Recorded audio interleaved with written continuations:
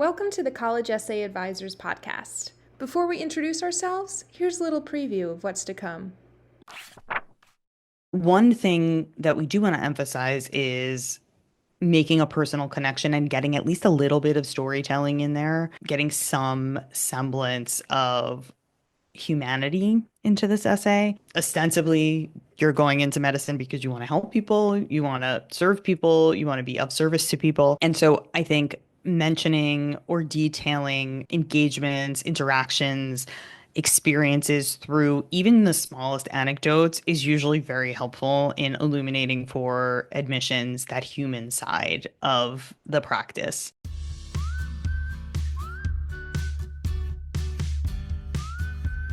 Welcome to the College Essay Advisors podcast, an ongoing exploration of how to write admissions essays that get you noticed and accepted.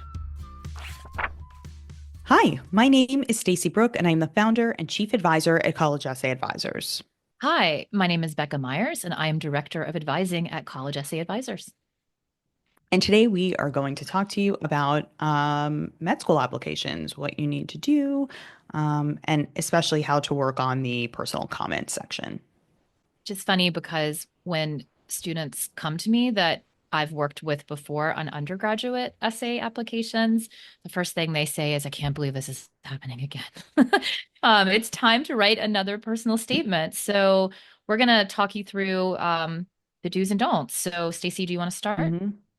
Yeah, absolutely. So I think a helpful place to start is just by getting an understanding of what students will be asked to do. So most of the medical school applications go through a platform pretty similar to the Common App platform, just in terms of the collection of schools that uses one system for the applications. It's called AMCAS, and AMCAS asks you for what they're calling a personal comments essay, and they provide a couple bullet points of things you might want to consider while writing your essay, and I'm just going to read them to you so we have kind of a baseline for what they're looking for. One, why have you selected the field of medicine? Two, what motivates you to learn more about medicine? Three, what do you want medical schools to know about you that has not been disclosed in other sections of the application?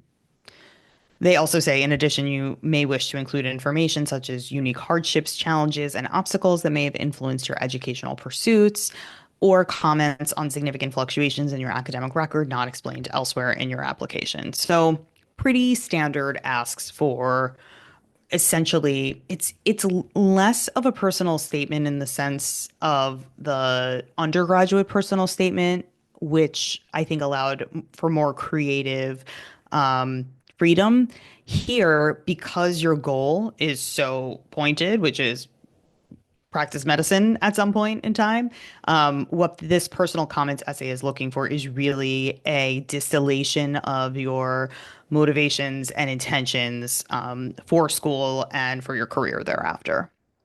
And it's a little bit of a trajectory essay, meaning that you're going to acknowledge your future plans, but you also have to talk about what got you to this point. They want to Hmm. understand why you've selected this. Why do you want this rigorous training and this future? Because it's quite an investment. One of the challenges of this essay is that you have 5,300 characters, which is roughly a page, to answer multiple questions, including additional what they're calling, information you may wish to include. And much like our advice for the personal statement for the Common App, we recommend that you think about balance. So if you were writing a personal statement for the Common App, you had to answer a question about what is a challenge and how have you grown from it, you wouldn't focus wholly on the challenge without thinking about the growth. That's actually just as important as the initial obstacle. So when you're writing this med school personal comments essay, you don't want to spend the whole essay talking about why you selected the field of medicine. It can't be all looking backward. It has to be thinking about what motivates you to learn more. So there's this balance of past and future. As Becca's saying, there's a lot to include in a very small space, and we're going to recommend, as we always do, that you overwrite and then cut down. You can always kind of cull, what's included and narrow things down after the fact. Um, but one thing that we do want to emphasize is making a personal connection and getting at least a little bit of storytelling in there, getting some semblance of humanity into this essay. Ostensibly, you're going into medicine because you want to help people, you want to serve people, you want to be of service to people. And so I think mentioning or detailing engagements, interactions, experiences through even the smallest anecdotes is usually very helpful in illuminating for admissions that human side of the practice. I think reflecting on the science of things and why you find a field to be interesting, especially if you're looking to go into more of a research capacity, also very valuable. Um, but I think for differentiating yourself and ensuring that there is a little bit of that softer side of Sears, that human piece of you reflected in the essay, it's helpful to think about what are the actual experiences that led me to this moment where I'm applying. Yeah. I kind of think of it sometimes as like a great stump speech by a politician. You know how politicians will bring in stories and say, well, and I spoke to so and so, because what you're doing is illuminating an issue through a person. You're not using that Mhm. person, but you are introducing a moment of storytelling because, as Stacey said, it is indicative of humanity and empathy, but it's also more memorable. Now, one of the things Mhm. I've noticed when I'm helping students with these statements is that initial drafts, as they should, exceed the 5,300 characters. And oftentimes they are overpopulated with these other people and their various injuries and illnesses and the things that you've, very thoughtfully That you addressed and hope to worked treat with one day. that you hope to treat. So what you end up having is like half a page about a person with diabetes and how you helped them, whether through personal treatment or research.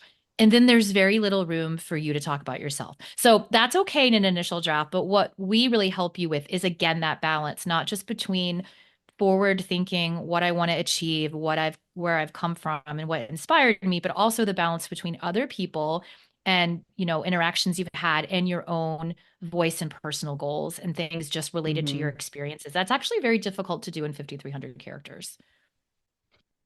Becca, can you also speak to, and we're going to do another podcast episode about this specifically, but what the secondary piece of this application looks like, what students can expect after they submit this initial personal comments essay, and how that will impact what is actually included in the personal comments section versus what you're going to have space for in secondaries.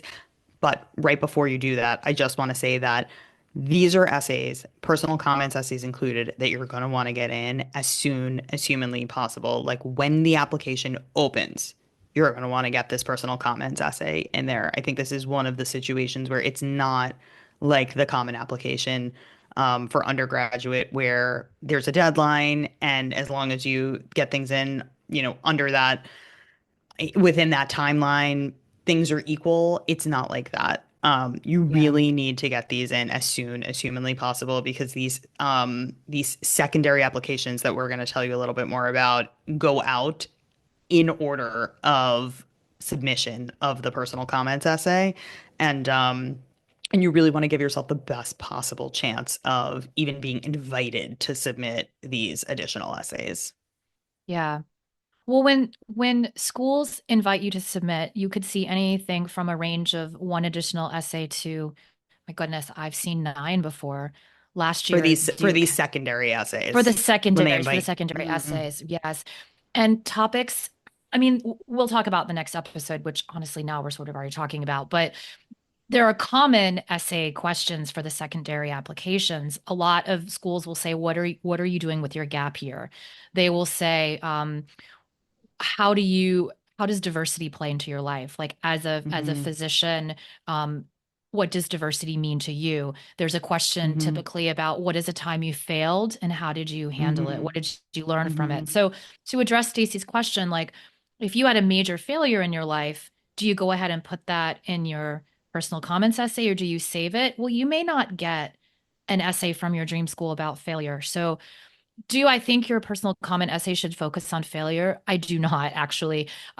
But I think that if there's something that was a hardship or challenge in your life that is so integral to your story, to your journey, that it should go in the personal comment essay. I think you should imagine that you're not going to have a secondary to address it. I think an example of that could be, did you take a year off from undergrad because you had to caretake someone, right?